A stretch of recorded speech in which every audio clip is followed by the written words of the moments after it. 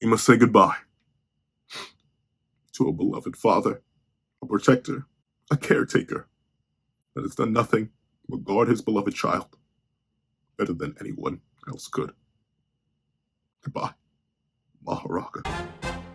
What's up, guys? I love Pencil here, and here we are to discuss whether or not Mahoraga, the Divine General, the eight-handled beast of the Ten Shadows, was used properly in the big old beefy battle between Gojo and Sukuna.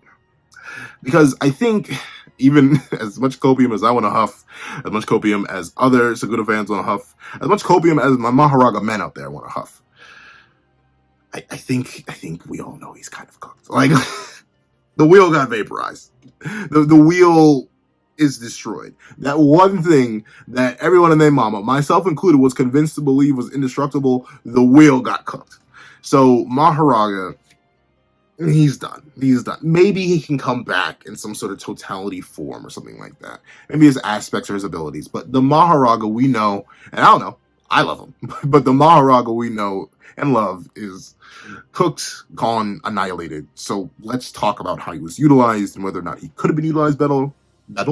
Whether he could have been utilized better, why he couldn't be, or anything in between. So, what's up, guys? I got a pencil here. Fun fact, I have it on me, and I keep it on me at all times. Another fun fact is that Mahoraga had it on him and kept it on him at all times because it was literally fused to his hand. But Mahoraga, notably, the Divine General has been built up, dare I say, the entire series? I think you could definitely argue that he was going to be used in Chapter 1. You could argue that. You could argue that Megami was going to summon him there. But I think the earliest, confirmed hint of him summoning Mahoraga was the first time he said, "Treasure, swing." And I think that's very specifically, I'm not sure if it's, I know a lot of people joke that against Todo, I keep saying Togo, against Todo, he was going to summon Big Papa Mahoraga on him. He was like, fine, you want me to stop holding back? I can stop holding back. And he was about to summon Mahoraga. But the real big one was when Megami unlocked his domain expansion. He literally started the chant and then said, forget it. I don't want to live. Let's do it. And then Mahoraga was hinted at. And then you could even argue Mahoraga was into that super duper early. Way back when Gojo first had the conversation with Megami, like, yo, bro, swing for the fences, dog. Stop holding yourself back. You know you got that trump card in you, and you're desperate to use it, but don't do that. The thing is, that may have been in the moment where Megami awakened his domain expansion. I don't exactly remember. But even with that being the case, Mahoraga itself has been established as the trump card of Megami Fushiguro and the Ten Shadows technique for a hot minute, long before he actually appeared within the narrative. Even going with the whole domain expansion idea, that's, I believe, darn near around 100 chapters before Mahoraga is properly introduced. Mahoraga was, is, and always will be a big deal. That's how he was treated by the narrative up to that point. And then we leap, once again, nearly 100 chapters later, to when Mahoraga is finally summoned. Now, admittedly, upon reflection, Mahoraga got summoned on, the most random of things. Do you remember who Mahoraga was summoned on for the first time? Who actually got the ritual started on him? You may remember, because you may have refreshed yourself on Shibuya since the anime is starting to come out. But remember, Megami did not summon Mahoraga against Dagon, against Shogo, Mahito. Hanami was cooked, so Hanami was never going to get summoned on. Not any of them. No, Mahoraga was not even summoned on Toji, it was summoned on Haruta. Mahoraga was summoned on Haruta. So, ultimately, it was never gonna turn out well for anybody that Mahoraga got summoned on, but especially Haruta. But Mahoraga had a banger of an entrance, bangers and mash. Wonderful entrance. Where it came in, it was like, then Shadows User. You should know better than to play these games. And boom, immediately took Megami right on out of there. Admittedly, Megami was already super duper low in curse energy, and the sleep could not fight back against Mahoraga at all. He literally just summoned Mahoraga because he's like, I'm gonna perish anyway. Might as well take you with me. And they dropped Mahoraga. But Mahoraga immediately coming out and showing why he is the trump card, showing why No one's mastered him by having him immediately come out and one-shot what was admittedly at the time a grade 1 level fighter in Megami Fushiguro, no matter how fatigued and drained he was. Very, very impressive. Great way to start off Mahoraga. And then obviously the dynamic fear that Haruta had when facing Mahoraga. It works, but it's hard. Haruta's fodder. But what really started to sell Mahoraga as a big bad deal is when none other than the Chadley King of Curses, incarnated in the body of Itadori Yuji, appeared and was like, whoa, wait a minute.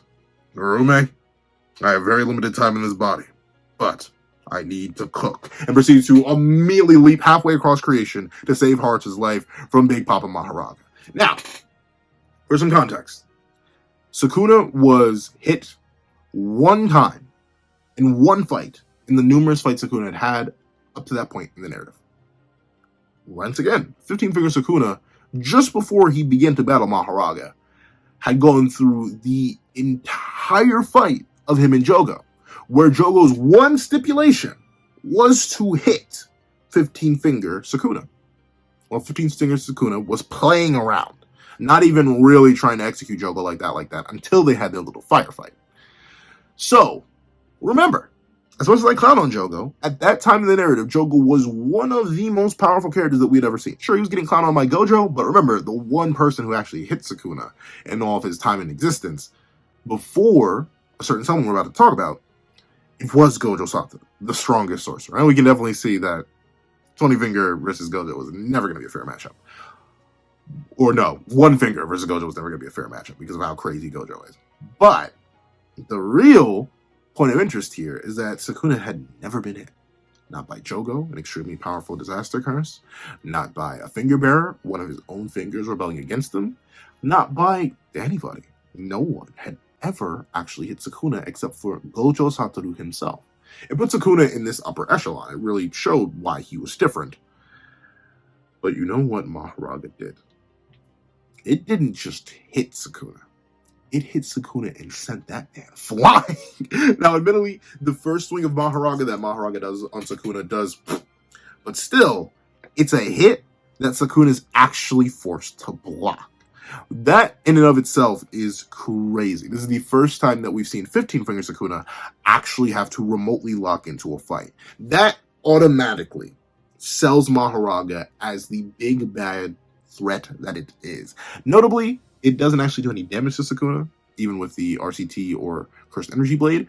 But the fact that Mahoraga was actually able to tag 15-finger Sukuna, a character who was pretty much largely considered deific, pretty much unstoppable or untouchable within the entire series up to that point, very, very impressive. Once again, Mahoraga was being sold as that guy. And then Mahoraga proceeded to keep being sold as that guy as it proceeded to, I can't say eat. Let's just say swallow. It swallowed a cleave. Well, actually, no, it swallowed dismantle. It got pierced straight on through, but it healed those bad boys off and immediately regen, and then the wheels started spinning. And then we really got to know why Mahoraga is broken. But once again, precedence for this. Mahoraga got sliced through multiple vital areas, from its head to its torso. It should have just fallen, like the finger bearer did against Sukuna's cleave or dismantle, like other characters did against Sukuna's cleave and dismantle. But no, Mahoraga once again proving why it is like that. What did it do? It got a swinging, and it managed to survive Sukuna. And notably, it does not just survive one dismantle, but it survives another. It adapts further, and Sukuna is actually genuinely impressed by its ability. Once again, Sukuna, throughout the entire series up to this point, has sort of been, for lack of a better term, disinterested. The only technique he showed any interest in was the Ten Channels technique. That's why he showed up to save Megami. But even then, he was much more interested in the technique and not necessarily Megami as an individual. He didn't see Megami as an individual. Clearly, he just saw him as a meat puppet, as we see in the battle between him and Gojo in the current time. But Mahoraga was actually able to intrigue Sukuna. It actually got his attention to the point where he's like, oh, okay, this is a body I got to make a down payment on. It can adapt, and that showed how important Mahoraga is. And that, once again, puts the layers to it. Mahoraga is not only the only character in the series out of Satoru Gojo that actually managed to tag Sukuna, but it's the only one that actually got Sukuna's respect for its individual technique. No one else got that. None. I don't even think the Six Eyes and Limitless were praised by Sukuna. When One Finger Sukuna encountered, he just thought it was annoying. Likely still thinks it's annoying to this day. So, thusly, Mahoraga is the only character in the entire series that actually got the respect of Sukuna. Sure, it's because he's part of the Ten Shadows technique, and the Ten Shadows technique technically got Sukuna's respect, but for a unique individual wielding one cursed technique, Mahoraga's adaptation was enough to grab Sukuna's interest, to the point where it 100% locked on Sukuna's interest to taking Megami's body.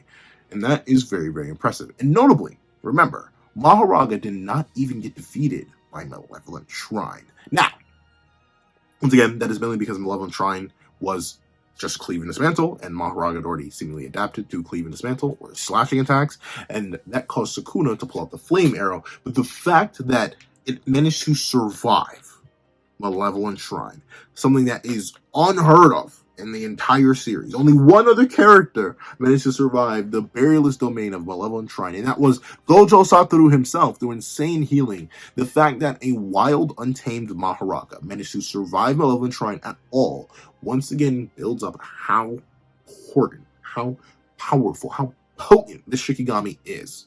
All the P's.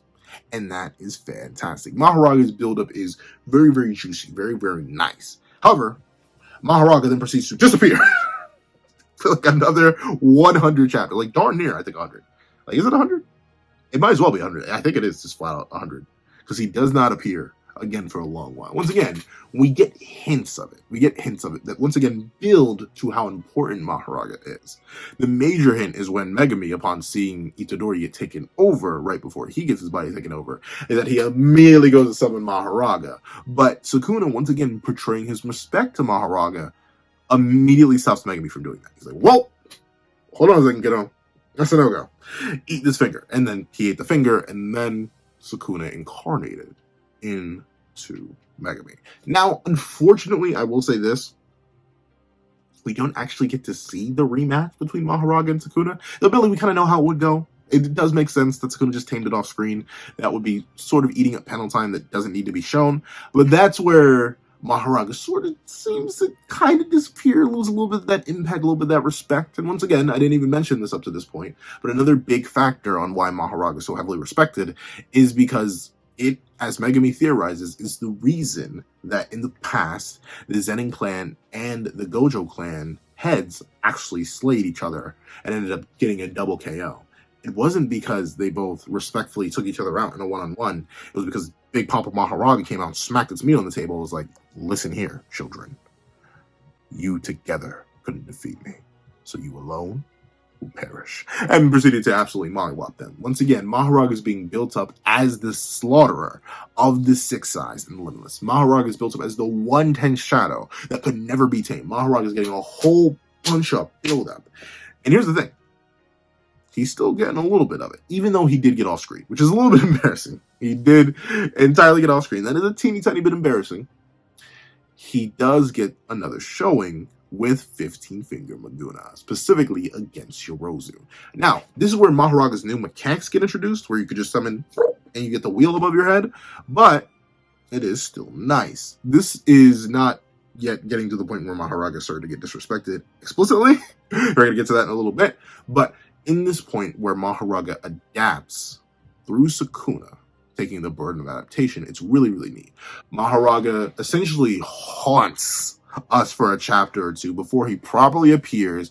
And note, Yorozu is an extremely powerful character, inarguably a top 10 character in the series, because of perfect spear. This is something that has so much raw power behind it that when infused to Yorozu's domain and becoming a sure hit, she is confident that Sukuna would be annihilated, and is wondering why Sukuna isn't activating his domain to counteract hers. And now, notably, Sukuna is definitely playing around with Yorozu throughout their entire encounter. Yorozu is actually able to tag and even leave marks on Sukuna, something that very few characters can lay claim to. Even characters like Fully Awakened Maki and Liberated Yuji have not managed to actually physically harm Sukuna, but Yorozu is able to. But what does Big Papa Mahoraga do? Oh, I think it's infinite attack potency. What'd you make that bad boy out of? Ah, I see. Use your creation ability. No.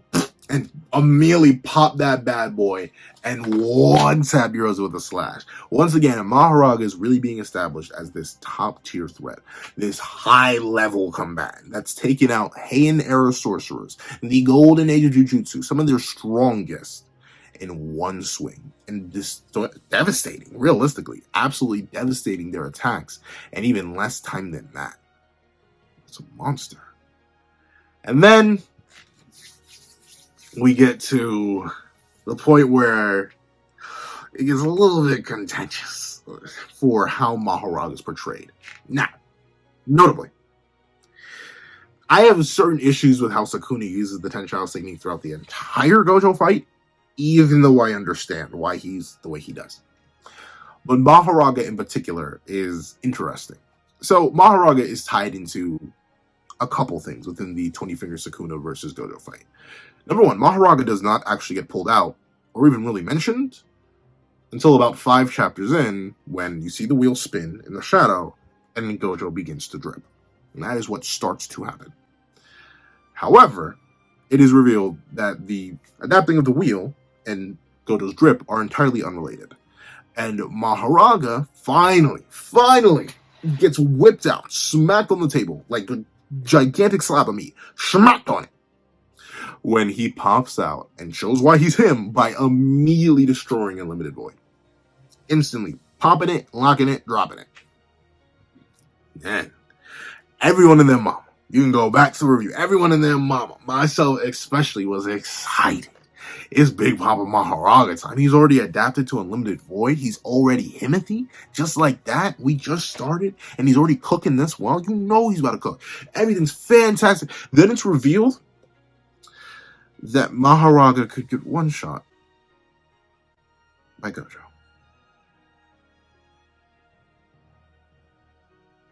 Now, don't get me wrong. I fully understand. In fact, I'm a big proprietor of the idea that there was never a Gojo. Ever. There may have been previous limitless users. There may have been previous inheritors of the Six Eyes. It's confirmed that there have been previous users of the Six Eyes and the Limitless. But Gojo is unique. Gojo is the exception. Gojo is the perfect combination of a trillion different things, whether it be the evolution of the Jujutsu world, auto-balancing itself by leveling up in response to Gojo, or it be simple nature mechanics. There's so many things that go into why I understand that it makes sense that Mahoraga could be one-tapped by Gojo. But considering all of Mahoraga's build-up, all of the hype behind Mahoraga, the fact that everyone in their mama, my mama, that mama with the pencil, we were all waiting, itching, scratching, and fiending for Mahoraga to come out and get to work. And the fact that it kind of didn't at first, it just showed up and popped Unlimited Void because Megami took the adaptation. That's just a whole weird thing. I get it, it's explained, and I should just take it. Explanation, fine, we got an explanation, don't complain, Pencil Man. But I'm a little bit complaining. It feels weird. But regardless of how it feels, Mahoraga being established to be one shot, not even by a purple, but by a red from Gojo. And the thing is, it's not just Gojo believing it himself. Sukuna immediately puts Mahoraga away. He's like, hold on. Wait, no. I can't give Sukuna the Mickey Mouse voice. Sukuna has his own voice. Sukuna literally agrees with Gojo. A simple red could actually one-tap Mahoraga. And that feels wrong. You know what I'm saying?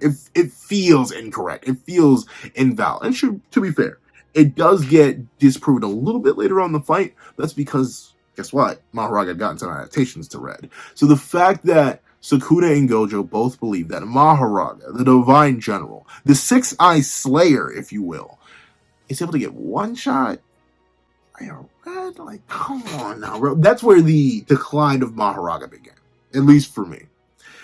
And then we get Sukuna summoning the wheel, doing a lot of the adaptation for Mahoraga, because Mahoraga is innately too fragile. Once again, it feels a teeny tiny bit weird. Another thing that feels weird, I didn't mention this yet, but outside of size variation maybe, Mahoraga really doesn't seem to benefit I mean, outside of the size and the tanking ability, which is two good things, Mahoraga doesn't really seem to benefit from Sukuna's level of output.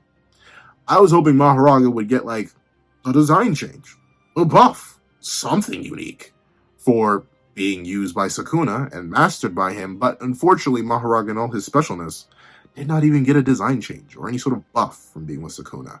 And considering that it's established that raw Mahoraga is so fodder that he could get one-tapped by Gojo, I mean, it has a double-edged sword effect, where on one hand, neat, Gojo is so powerful that he can one-shot what is meant to be something that is supposed to be his absolute counter.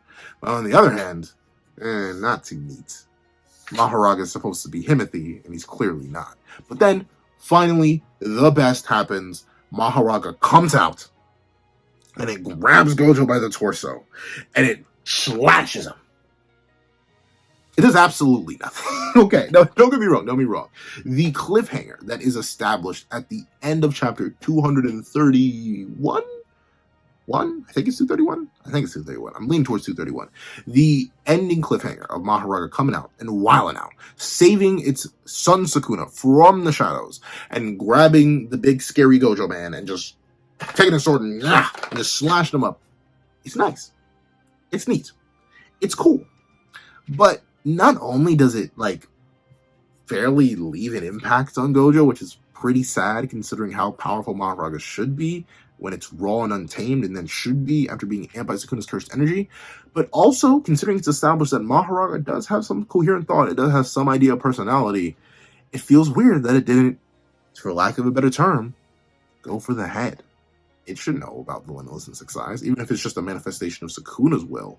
It should know that you can't beat Gojo by simply slashing across the chest. The fact that it leaves such a shallow wound, once again, feels Mahoraga a little bit underwhelming for all its build-up, right? Like, sure, it saved Sukuna, it did its job, all that's fantastic, but I don't know, it just doesn't hit the same. It doesn't live up to its depiction as a six-eyes slayer. It's like, oh, good job, you did one little cut on him. Slightly cut his chest. Then he immediately heals off. Like Mahoraga, you couldn't even help get the shirt off. The shirt must be indestructible. Because Mahoraga, how did you not slice it up? And then, unfortunately, it only proceeds to get worse from here for Mahoraga. Because in the next chapter, we get Mahoraga versus Gojo on top of Sukuna.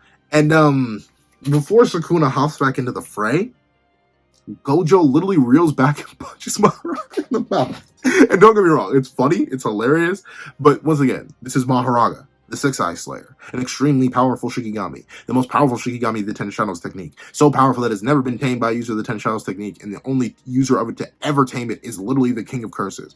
All this insane and crazy build and hype, and it just gets punched around like a doll. And don't get me wrong, once again, I understand it. It is literally just the Gojo effect. It's fighting Satoru Gojo, the pinnacle of power in the verse. Of course it's going to struggle and get beat up. Like, it's Mahoraga, bro. I don't know. At least to me, it feels like the utilization and the build-up of Mahoraga is very counterintuitive to when Mahoraga actually lands on the field. Because once again, Sukuna comes out of the shadows and comes in to fight alongside his father. And father and son, on Take Your Kid to Work Day, go to work on Gojo. And Gojo proceeds to not only casually block Mahoraga with, I believe, both of his arms, and then hold off Mahoraga with one arm, but then guess who ends up doing more damage to Gojo after physically clashing with him? Minimum Elephant. Minimum Elephant comes out the clutch and blasts Gojo and does more damage than Mahoraga can. That's crazy. And to be fair, I get it. It's Sukuna using Minimum Elephant. But still, Mahoraga, you're supposed to be the big bad of the Ten Shadows technique. You're telling me all you've gotten on Gojo is a little tiny slash, and then you make him block and you shut off the neutral limitless? Dog, what is this? Once again, it just feels a little bit whack, a little bit weird. The fact that Gojo does not have to take Mahoraga all too seriously outside of the fact that it can shut down his curse technique. Essentially, instead of Mahoraga being this almighty, omega powerful Shikigami that is able to rival even the strongest of characters, it feels like a portable inverted Spear of Heaven. Like, literally just give the inverted Spear of Heaven to one of the crows, and boom, you essentially have Mahoraga in the battle with Gojo. And once again, I get it. It's Gojo, but it feels underwhelming for all the build-up that Mahoraga has had. And guess what? So the rest of that chapter, Mahoraga doesn't even hit Gojo. at all. Like, at all. It's crazy. But throughout all of 233, Mahoraga does not land another singular blow on Gojo. He's treated like hopscotch. And now, admittedly, Mahoraga does tank a red twice in that chapter. But one, we know that Sukuna's already adapted a little bit of red for Mahoraga, which explains its bulk. And also, we know that Gojo's output is dropping. So the fact that Mahoraga eats 2 reds in the chapter and gets the double goshunk is nice, but overall not too impressive considering it's taken from a weakened Gojo. Am I glad it's not getting one shot? Yeah, but I'm also sad it's not deflecting the reds. It's not avoiding them. Notably, one of the biggest reasons that Mahoraga was so cool when it was first introduced is that after getting hit by one of the techniques, it straight up said, no, we aren't doing this anymore. And it deflected one of Sukuna's slashes. That's what made Mahoraga so cool. I was hoping to see some of that from Mahoraga in this fight, where upon adapting to the Limitless, it would like block some away, knock some away, maybe catch it and throw it back. Like, have some fun with the idea of the Shikigami being able to adapt to literally any phenomena and respond accordingly. But unfortunately, it just doesn't. Then, Mahoraga has the teeniest tiny bit of a glow-up in chapter 234, where it does that nice little juicy adaptation to take on Sukuna's technique. And then it's like, all right, hold on a second. I feel like I can do this myself. And then, boom, Gojo's arm gets taken off. Wow, crazy, epic. Next, it doesn't do it ever again. And also, it went for the arm, not the head. Dog, what? Like, don't get me wrong. That is the most damage we've seen Gojo take ever. Ever. That's the only time Gojo's lost a limb. Even Toji, who executed the man. Like, 1, Toji failed. So he didn't actually execute Gojo. 2, that was just some stabby stabs.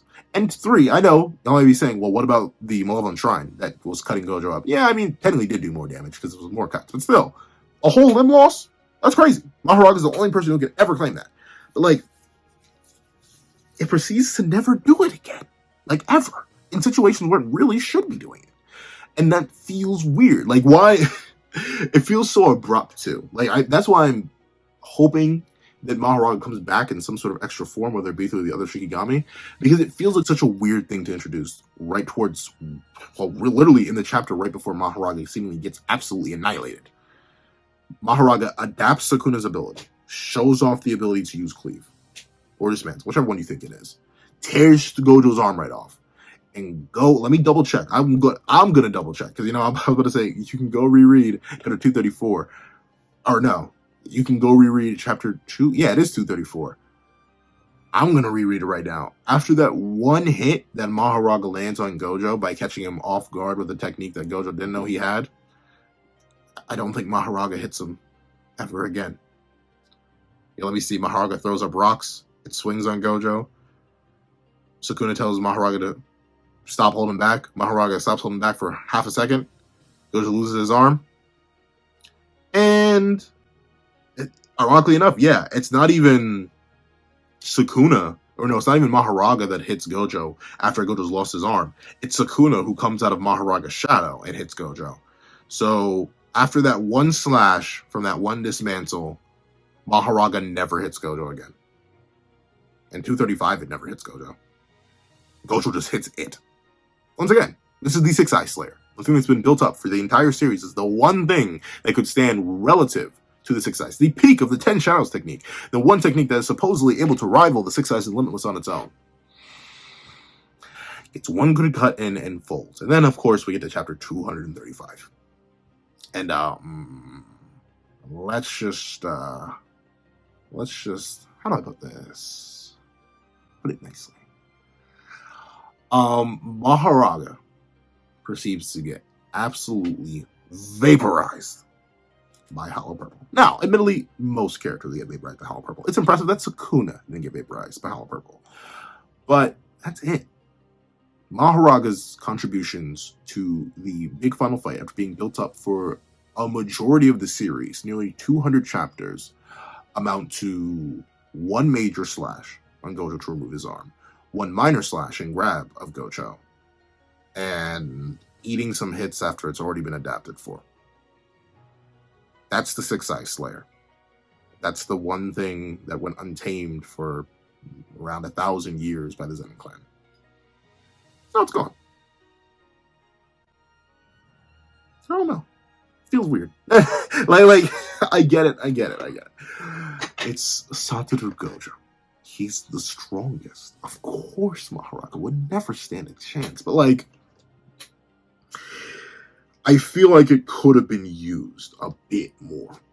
It could have been, for the build-up it got. That's what gets me the most. For the build-up it got, it feels like it could be used just a teeny tiny bit more.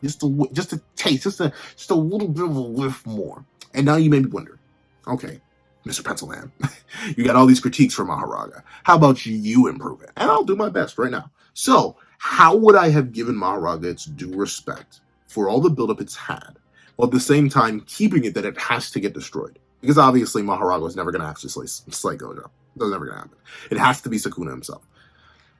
I would literally have it so that Mahoraga is actually relative to Gojo. That it would never be able to get one shot. That it would be on the battlefield from the start of the fight. And that it would simply press Gojo enough on its own, that Gojo cannot activate purple except for that very specific scenario that was set up in 235 where he already launched a maximum output blue to destroy Aito. Don't have it so that Mahoraga would get fodderized by one casual red. Don't have it so that Mahoraga only gets 3 hits in. Realistically, 2. Only 2 hits in. Let him, well, okay, he does tag Gojo. Forces Gojo to block. But, like, let there be solid hits. Let most of the damage that Gojo takes, in a similar vein to all the damage he took from Sukuna, let the fact that Mahoraga is adapted to Infinity really be a threat. Let him slash Gojo's arms. Let him tear up Gojo's chest. Remove the shirt, gosh darn it. Take off the pants. Okay, I'm kidding. But with that being the case, let Mahoraga be more active. Let him be more participant in this fight. Do I like that Sukuna used Mahoraga as essentially just a portable, living, breathing, inverted spear of heaven? Yes, but at the same time, for the build-up that Mahoraga got, it should have been a more active participant in this fight. Since this battle of the strongest really has been a battle between the 10 Shadows and the 6 Eyes, and that Mahoraga was the only 10 Shadow that was actually remotely relevant in that conflict. Let Mahoraga show out. Let it have a good time. You could do this in a couple ways. You could literally just have it so that Mahoraga is stronger. Shock horror. It's like, yeah, you could write the story any way you wanted. You could just have it in that way. You could have it that the totality, instead of Sukuna wasting the totality on like Ahito and stuff like that, have the totality be in Mahoraga. So Fusion Beast Mahoraga is infused with all the other Shikigami. We get to see Mahoraga wild out at its full potential. That would be nice. Wells Abyss it, so that Mahoraga could come back. Because once again, by vaporizing the wheel, you kind of just bang Mahoraga fully out of the plot. And I like Mahoraga. So I don't want Mahoraga to be fully out of the plot. Please. Please spare my son. I want him to come back. Please. But it's too late now. Mahoraga's cooked. And for all the buildup, all the hype, all the determination that went into making Mahoraga seem like the biggest, baddest threat of the entire series, outside of literally the deities, it was just a teeny tiny bit underwhelming. It feels like he was used well all the way until the point where he was actually meant to be used. And that feels a little bit unfortunate to me. But that's what I think. Please, what you guys think in the comment section down below. Do you guys think Mahoraga lived up to the hype in the big final battle between Gojo and Sukuna? Do you think he was underutilized? Do you think he was overutilized? Do you find yourself somewhere in between? Please let me know in the comment section down below.